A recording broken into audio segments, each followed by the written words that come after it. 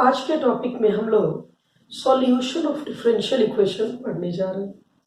Solution of differential equation से long answer question पूछे जाते हैं, लाइक बिहार बोर्ड 5 मार्क्स के पूछती है, सीबीएसई 6 मार्क्स के पूछती है, कुछ ऑब्जेक्टिव भी पूछे जाते हैं, मेंस और एडवांस भी क्वेश्चन इससे पूछती है।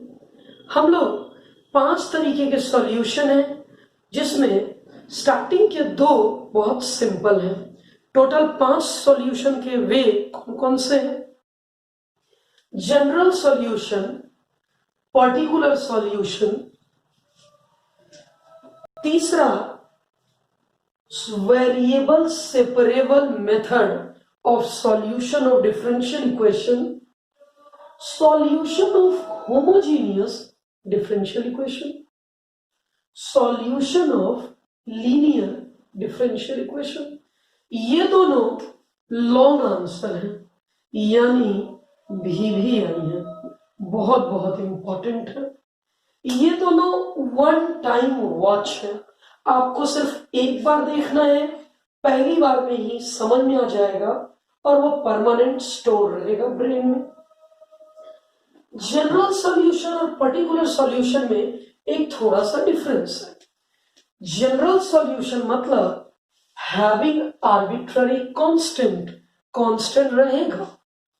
पर्टिकुलर सॉल्यूशन का मतलब हैविंग नो आर्बिट्ररी कांस्टेंट, यानी जिसमें आर्बिट्ररी है वो जनरल सॉल्यूशन, जिसमें आर्बिट्ररी नहीं है वो पर्टिकुलर सॉल्यूशन। आर्बिट्ररी का मतलब के c a b constant which is not fixed. कितने आर्बिट्ररी होंगे जनरल सॉल्यूशन में? तो उतने ही आर्बिट्ररी होंगे जितना डिफरेंशियल इक्वेशन का ऑर्डर होगा। अगर डिफरेंशियल इक्वेशन थर्ड ऑर्डर का है तो 3 आर्बिट्ररी होंगे। अगर 2 आर्बिट्ररी हैं मतलब डिफरेंशियल इक्वेशन सेकेंड ऑर्डर का होगा। लेकिन पर्टिकुलर सॉल्यूशन में कोई भी ऑर्डर का डिफरेंशियल इक्वेशन हो, particular solution means no arbitrary constant, मतलब पर्टिकुलर सॉल्यूशन में आर्बिट्ररी कांस्टेंट होता ही नहीं। हम क्वेश्चन से शुरू करते हैं। Number of arbitrary constant in general solution. General solution मतलब अगर जनरल सॉल्यूशन है तो आर्बिट्ररी की संख्या ऑर्डर के बराबर होती है। यहां आर्बिट्ररी की संख्या पूछी जा रही है, 4th ऑर्डर। तो मैंने तो बता रखा है कि नंबर ऑफ आर्बिट्ररी, जितने आर्बिट्ररी होंगे उतना ही ऑर्डर होगा। तो यहां 4th ऑर्डर है, ऑर्डर की संख्या 4 है, तो नंबर ऑफ आर्बिट्ररी भी 4 होगा। ऑप्शन डी करेक्ट होगा। Second question, number of arbitrary in particular solution. बच्चों मैंने अभी भी बताया कि पर्टिकुलर सॉल्यूशन मतलब नो आर्बिट्ररी। एक ऐसा सॉल्यूशन जिसमें कोई आर्बिट्ररी नहीं है, आर्बिट्ररी है ही नहीं। पर्टिकुलर सॉल्यूशन में आर्बिट्ररी की संख्या होती ही नहीं है, चाहे वो कोई भी ऑर्डर हो, इसलिए आर्बिट्ररी की संख्या 0 होगी। अब इस तीनों को हमें डिटेल से पढ़ना है। ये छोटे क्वेश्चन है, 2 मार्क्स में पूछे जाते हैं। ये दोनों लॉन्ग आंसर क्वेश्चन में पूछे जाते हैं। सीबीएसई 6 मार्क्स, बीएसई भी 5 मार्क्स। अब हम लोग वेरिएबल सेपरेबल स्टार्ट करने जा रहे हैं। Solution of method of differential equation का पहला मेथड है वेरिएबल सेपरेबल मेथड। जैसा कि नाम से ही पता चल रहा है, variables are separated in this method. हमारा एक ही लक्ष्य है, वेरिएबल्स को सेपरेट करना। लाइक x को एक साइड, y को एक साइड कर देना। ये बहुत सिंपल तरीका है। मिक्स्ड क्वेश्चन में वेरिएबल सेपरेबल को पहचानना बहुत आसान है। जैसे हम क्वेश्चन है dy upon dx equals to x upon y। मैं देख रही हूं कि क्या मैं वेरिएबल्स को सेपरेट कर सकती हूं। हमारा पहला स्टेप है इस डिफरेंशियल इक्वेशन को ऐसे अरेंज करें कि dy एंड dx दोनों न्यूमरेटर में आ जाए, मींस अपर वन में आ जाए। मैं करके बताती हूं। हमारा क्वेश्चन है dy upon dx x upon y। हमारा फर्स्ट स्टेप था कि dy तो न्यूमरेटर में है ही, dx भी न्यूमरेटर में होना चाहिए। dx को मैं क्रॉस मल्टीप्लाई कर दी, पहला स्टेप पूरा हो गया। पहला स्टेप क्या था? dy and dx comes in numerator of LHS and RHS। LHS के न्यूमरेटर में dy आ गया, RHS के न्यूमरेटर में dx आ गया। अब हम सेकेंड स्टेप की बात करेंगे, वेरिएबल्स को सेपरेट करेंगे। dy की तरफ y रिलेटेड सारा शिफ्ट कर देंगे। Shift all x containing term to dx side and y containing term to dy side.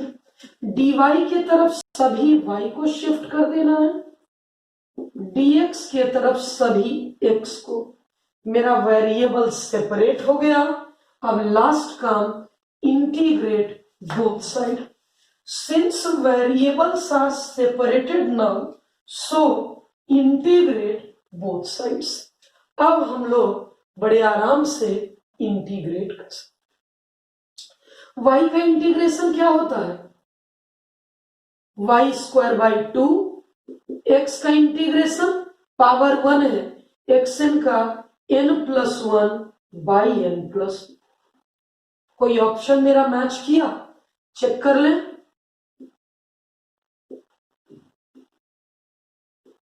हमारे सभी ऑप्शन में k है, तो मैं भी c के जगह k लिखूंगी।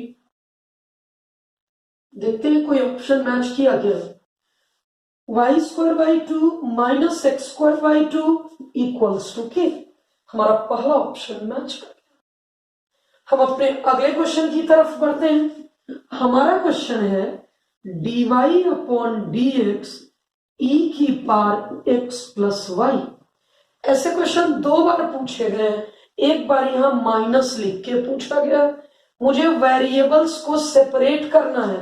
dy को न्यूमरेटर में रखते हैं, dx को भी न्यूमरेटर में ले जाना है। इसे मैं अलग अलग कर दूं। क्या हम ऐसा लिख सकते हैं? सेम बेस प्रोडक्ट में पावर एडेड, मींस इसको हम लोग ऐसा लिख सकते हैं। हमारा अगला स्टेप था वेरिएबल्स को सेपरेट करना। dy की तरफ y रिलेटेड टर्म को शिफ्ट कर देना।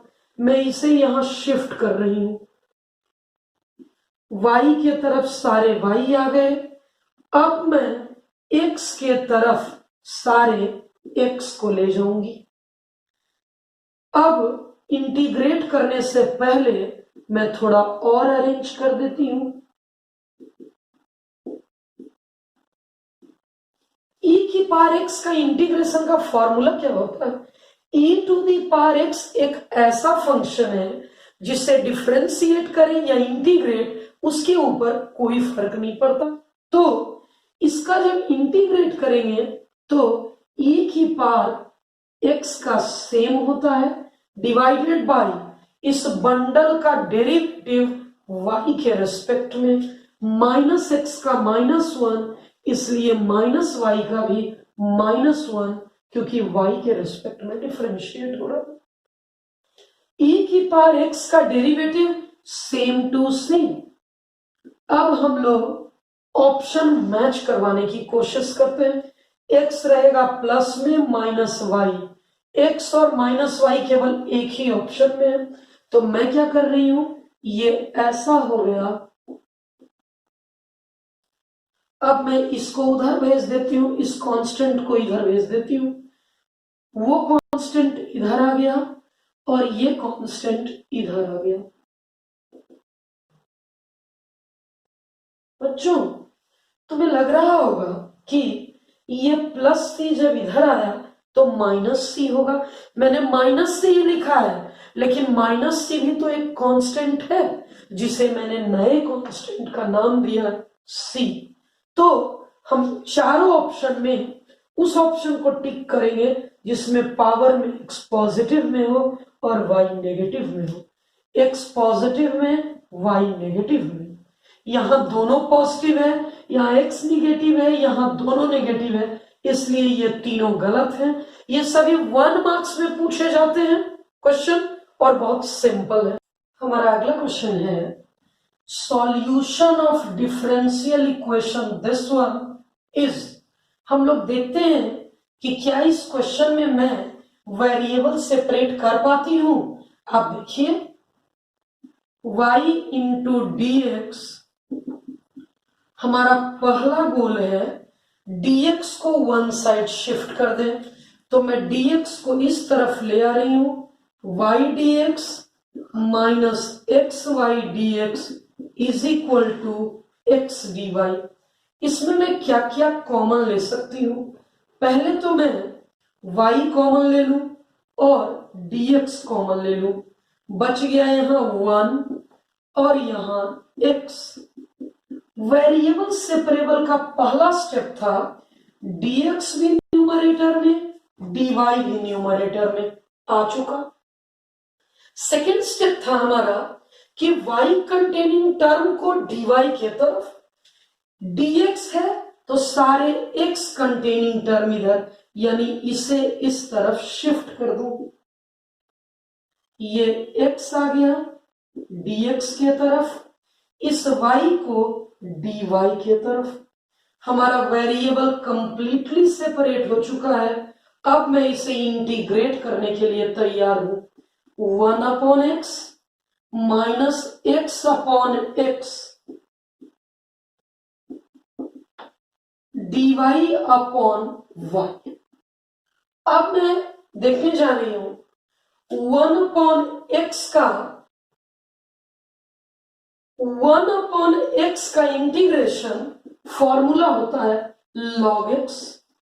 1 का x dy अपॉन y का log y। क्योंकि इस क्वेश्चन में log है तो कांस्टेंट c की जगह में log ले रही हूं। सारे log को वन साइड कर दूं। ये log x, ये log y और ये log k is equal to x। log m minus log n property होती है। log m minus log n एक प्रॉपर्टी होती है log m अपॉन n। तो यहां जो माइनस वाले हैं वो दोनों डिवाइड में चले जाएंगे। ये log जब दूसरी तरफ जाएगा तो एक्सपोनेंट में बनेगा। इस log को मैं दूसरी तरफ ले जाऊं तो हमारा ये एक्सपोनेंट में बनेगा, यानी x अपॉन के वाई इक्वल्स टू log जब दूसरी तरफ गया तो e की पावर में बन गया। और अब आखिरी line x equals to k into y into e की पावर। क्या कोई ऑप्शन है? मैं मैच करके देखती हूं। x इक्वल्स टू के वाई ई की पावर x। हमारा सेकेंड ऑप्शन मैच कर गया। ये क्वेश्चन बहुत सिंपल था। अब मैं वेरिएबल सेपरेबल में ही थोड़े लॉन्ग क्वेश्चन करने जा रही हूं, 4 मार्क्स के अनुसार या 2 मार्क्स के लिए। हमारा क्वेश्चन है फाइंड पर्टिकुलर सॉल्यूशन। मैंने थोड़ी देर पहले आपको बताया था जनरल सॉल्यूशन में के आता है, पर्टिकुलर सॉल्यूशन में के नहीं आता। यानी इस k को निकालने के लिए दो डेटा गिवन है। तो मैं पहले स्टार्ट कर रही हूं,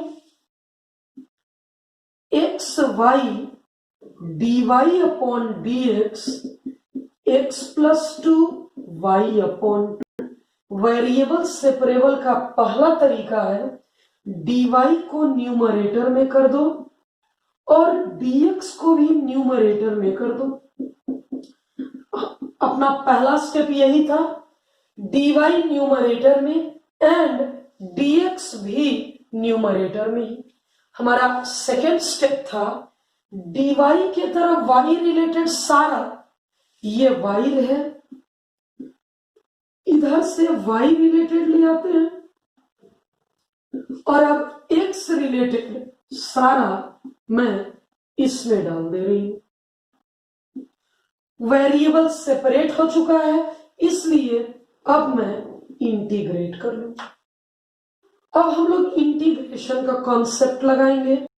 इसे ऐसा करने के लिए इंटीग्रेशन का रूल, इसे डिनोमिनेटर के सेम बनाना है। मैंने 2 ऐड कर दिया, सेम बनाने के लिए 2 सब्ट्रैक्ट कर दिया। यहां मैं x upon x 2 upon x करने जा रही हूं। इतना अपॉन इतना, ये 1 हो गया, -2। अब हम लोग इससे, ये 1 है और ये 2 अपॉन x है। 1 का integration y, dy upon y का फॉर्मूला log y, 1 का x, 2 constant, dx upon x का log x प्लस c। हमारा फाइनल आंसर यही होने जा रहा है। इसमें थोड़ा सा मैं अरेंजमेंट कर लूं, लाइक सारे कांस्टेंट को एक तरफ भेज देती हूं मैं। ये y है, ये हमारा y है और y माइनस x, दोनों 2 उस तरफ चला गया, 2 log x plus 2 log y plus 2 plus c, y minus x 2 common log m plus log n plus c। अब हमें सिर्फ c की वैल्यू निकालनी, उसके लिए डेटा दे रखा है, पुट x बराबर 1, y बराबर -1। तो हम लोग y के जगह मैं -1 रख रही हूं। यहां स्पेस कम पड़ गया, इसलिए मैं इस तरफ बताने जा रही हूं।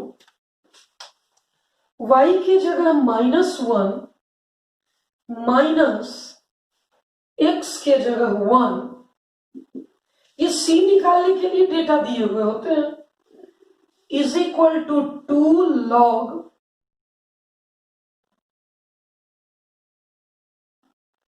x के जगह 1 y प्लस 2, यानी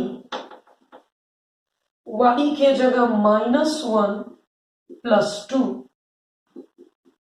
-1 -2 इज इक्वल टू log 1। हमें पहले से पता है log 1 की वैल्यू 0 होती है, c हमारा आ चुका है। अब from 1 putting the value of c, putting the value of c in equation 1, c की वैल्यू में इक्वेशन 1 में डाल दूंगी, y minus x is equal to 2 log x into y plus 2, c की वैल्यू मुझे -2 डाल देनी है।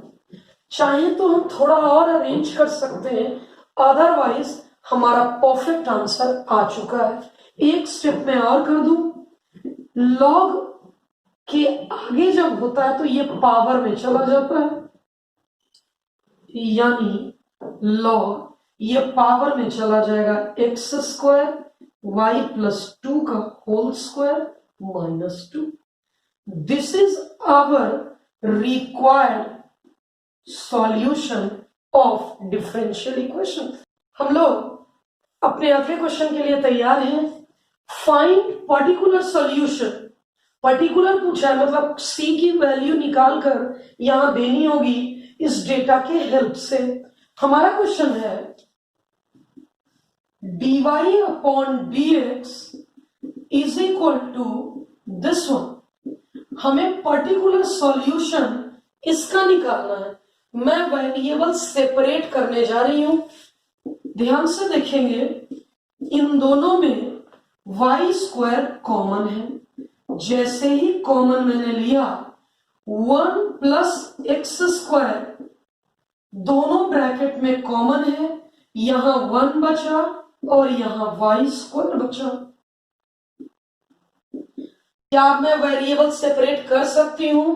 dy को यहीं रहने देते हैं और dx को दूसरी तरफ कर ले रहे हैं।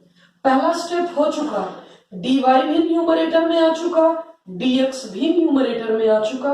हमारा सेकेंड स्टेप था y कंटेनिंग टर्म को dy की तरफ रखना है, यानी ये y कंटेनिंग टर्म है, मैं इसे dy की तरफ रखने जा रही हूं। ये x कंटेनिंग टर्म है, मैं इसे dx के तरफ रखने जा रही हूं। अब हमें एक ही काम करना है, इंटीग्रेट। इसका फॉर्मूला होता है tan इनवर्स y का derivative 1 upon 1 plus y square. इसलिए इसका इंटीग्रेशन tan इनवर्स y, 1 का इंटीग्रेशन x स्क्वायर का इंटीग्रेशन x की पावर n का क्या फॉर्मूला होता है, n plus 1 divided by n plus 1। वैसे तो मेरा आंसर यही होगा, लेकिन c की वैल्यू निकालने के लिए एक डेटा दिया है, तो मैं करने जा रही हूं put y equals to 1 and x equals to 0। y के जगह मैं 1 रख दूं, x के जगह 0 रख दूं। tan इनवर्स 1 यानी tan के कितने रेडियन की वैल्यू 1 होती है, तो tan के पाई बाई 4 रेडियन की वैल्यू 1 होती है। इसलिए मैं यहां tan इनवर्स 1 की जगह पाई बाई 4 रख लूं और ये c की वैल्यू आ चुकी है। अब मैं c की वैल्यू इक्वेशन 1 में पुट कर दे रही हूं। Putting value of c in equation 1, tan inverse y is equal to x plus x cube by 3 and c की value pi upon 4। This is our required solution of differential equation. 2 marks का question था, इसलिए यह बहुत simple था। इसी में एक और वैरायटी पूछती है बोर्ड, ये तीनों स्क्वायर हटा देती है, यानी 1 plus x plus y plus x y, जिसे आप प्रैक्टिस में कर लीजिएगा। अगर आपको कोई प्रॉब्लम होगी आप कमेंट में मुझसे पूछ सकते हैं।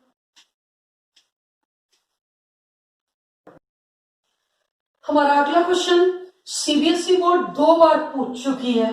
डेटा ऑलमोस्ट सेम था, एक बार में ये डेटा था और दूसरी बार में यहां 2 के जगह 1 लिखा हुआ था। हम लोग शुरू करने जा रहे हैं इसके सॉल्यूशन को। सबसे पहले हमें देखना है कि क्या वेरिएबल सेपरेट हो सकता है। तो वेरिएबल सेपरेबल का रूल था dx न्यूमरेटर में, dy भी न्यूमरेटर में, लेकिन एक LHS में एक RHS में। इस टर्म को मैं दूसरी तरफ भेज दे रही हूं। ये ऐसा हो गया। ये जब दूसरी तरफ जाएगा तो मैं लिख सकती हूं इसे,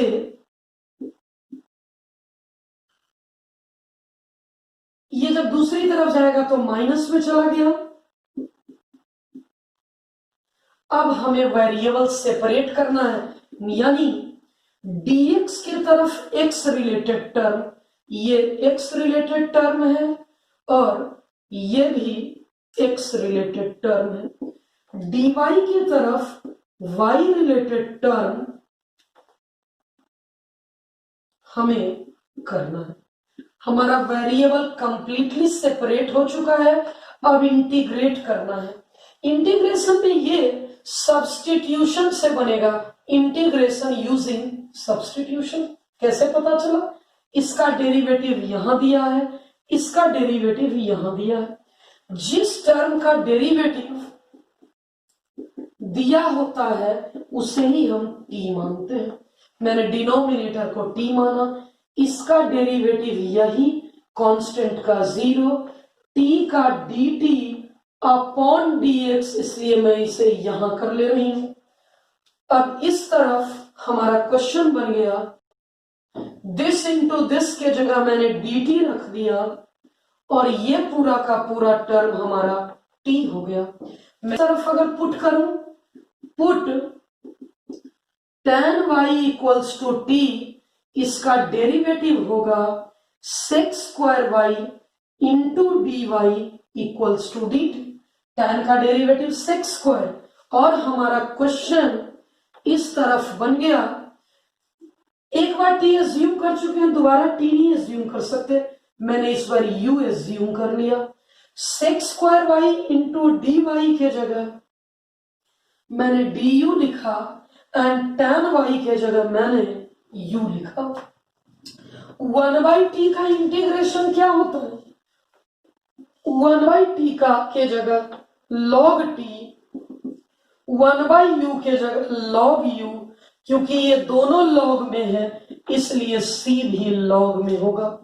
अब मैं यहां एक प्रॉपर्टी लगाने जा रही हूं, log m plus log n, log m plus log n is equal to log mn। ये दोनों प्रोडक्ट में हो जाएंगे, log log कैंसल आउट होगा, t equals to u into c। t की वैल्यू वापस से रखनी है, u की value tan y into c। अब डेटा दिया हुआ है पर्टिकुलर सॉल्यूशन के लिए, put y equals to pi by 4 when x equal to 0। CBSE का फेवरेट है ये पर्टिकुलर सॉल्यूशन, मीन्स डेटा देकर कांस्टेंट को निकालो। मैं कर रही हूं यहां e की पावर x के जगह 0, y के जगह पाई बाई 4, 1 माइनस 2, ये 1, c की वैल्यू आ गई -1। अब इस c को मैं इक्वेशन 1 में पुट करने जा रही हूं। Putting the value of c in equation 1, क्या हो जाएगा? e to the power x -2 tan y into -1। मैं इस माइनस को इस तरफ शिफ्ट कर दे रही हूं, minus of this one equals to tan y। Final answer मैं लिख रही हूं, इसलिए required solution is tan y equals to, minus से मैं इंटू भी कर दे सकती हूं और एज यूजुअल भी रहने दे सकती हूं। डियर स्टूडेंट, हमारा ये टॉपिक खत्म हो गया, आप अच्छे से सीख चुके होंगे। मैंने 6 क्वेश्चन प्रैक्टिस करवाई है, मैंने 6 क्वेश्चन आपको समझाया है। आपको ऐसे अराउंड 10 क्वेश्चन और प्रैक्टिस कर रहे हैं। अगर आपको प्रैक्टिस के क्रम में प्रॉब्लम आए, आप कमेंट में मुझसे क्वेश्चन पूछ सकते हैं। बच्चों मैं नेक्स्ट वीडियो में बहुत इंपॉर्टेंट टॉपिक लेकर आऊंगी, solution of homogeneous differential equation and linear differential equation के मिक्स्ड क्वेश्चन। यानी सबसे पहले मैं आपको पहचानना सिखाऊंगी कि कैसे पहचानेंगे कि ये लीनियर डिफरेंशियल इक्वेशन है या होमोजीनियस डिफरेंशियल इक्वेशन है। तब तक आप प्रैक्टिस करिए, पढ़ते रहिए और मैथ्स में फुल मार्क्स लाने के लिए खुद को तैयार करिए।